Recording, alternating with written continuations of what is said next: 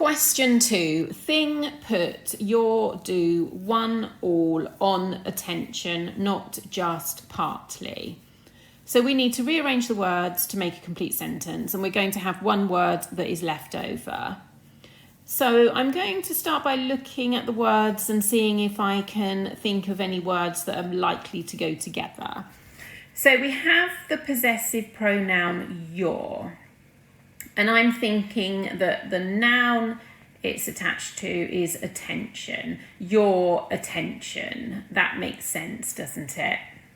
Now I'm going to try and build up the sentence. So you put your attention on something, don't you? On or onto something. We have the word on, so I think that on will come after attention. And what verb might be connected with attention? So you place your attention on something, you focus your attention on something.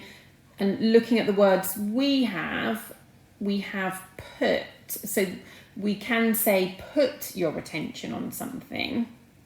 So what could you be putting your attention on? So what noun do we have? We have thing, which is singular. So put your attention on thing doesn't make sense, but because it's singular, if we have the word one before thing, then it does make sense. Put your attention on one thing.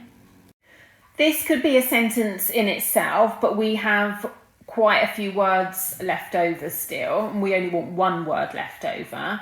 So let's see how we can add some of these words to the sentence. So I see that we have the word all, and all can be used to refer to the whole of something. So what can that be used with? Well, it can be used with attention, can't it? This can be talking about the whole of your attention, all of your attention. This leaves us with do, not, just, and partly. And as I read these words out loud, do not, just, partly, I can hear that do and not obviously go together, and we can actually make this sentence do not put all your attention on one thing. Then that means we just have the words just and partly left. So can I use the word just in the sentence? Well, just can mean only. So do not put all your attention on only one thing would make sense, which means I can put the word just in front of the word one.